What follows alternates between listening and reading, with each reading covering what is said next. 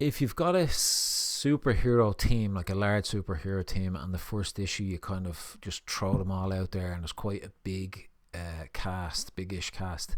I felt that that was a lot. Um, I guess maybe I was just looking to latch onto something quicker, and I didn't really get that in the first issue. But definitely in this second issue, the strategy seems to be break the team up and have like two characters just take over like a chunk of pages and let them interact and get a feeling for who they are and what they're all about. Like, and I really, really like that in this second issue. And then what I found here was there was a kind of a vibe started to kick in. And when I say vibe, it's kind of like where you sink in with the artist's visual language, and you're starting to enjoy the look of stuff. And it's like every time you come back to the next issue, there's like this kind of comfort, you know, like you sit in and you're enjoying their art, but it's like the next part of the story and they're in a new place and new things are happening, but it's like you kind of everything's familiar and, you know, enjoyable to look at. And I definitely got that in this second issue. Like, there's a really, like, the opening scene, it kind of focuses on this character Gail. She's like a young girl, or an older, like a 50-year-old woman trapped in a young girl's body in this strange small town in America. Like, you know, it's like they're in some kind of alternate world where they're trapped. But this is like a flashback where it goes back to when she really was young and got her powers.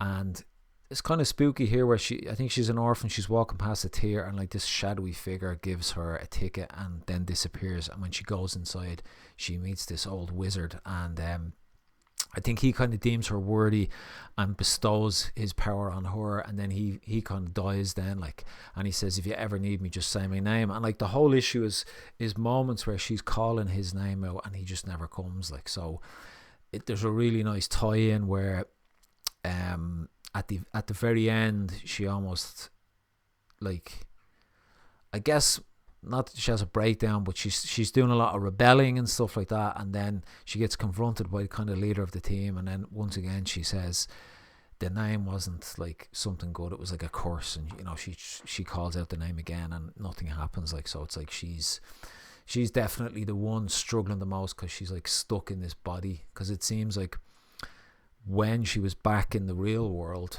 her power, whenever she used her power, she would go back to the age when she got it. So even when she was in her like 30s, 40s, 50s, whatever, she would go back. So it's a different dynamic in the story. But where I got, I think, the best kind of vibe, and it was just the art. I don't know, like there's a really cool story going on here with this character here. His name is Walkie Talkie, or Talkie Walkie. Like, not a big fan of the name, but he's here getting ready to launch his probe because he's trying to find a way out. Like, so all the characters are different things. One character just happy to be there.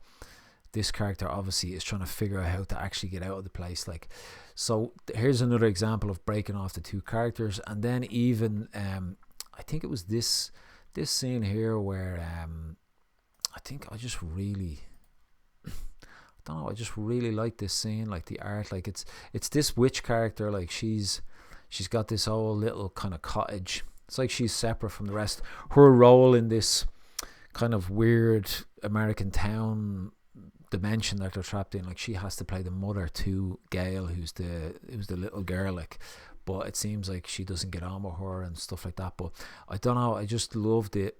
I love the atmosphere, like, when this guy comes in, like, this is the guy who kind of floats through different dimensions and stuff, and he's checking in on this witch character, Madame Dragonfly they call her. But like, just look at the environments here, like just her kind of cabin that she's in, and like she's making all these recipes and stuff, like, and their interaction is really cool. Like, they're kind of saying how each other thinks the other person is creepy and stuff. And then what was it? There was a nice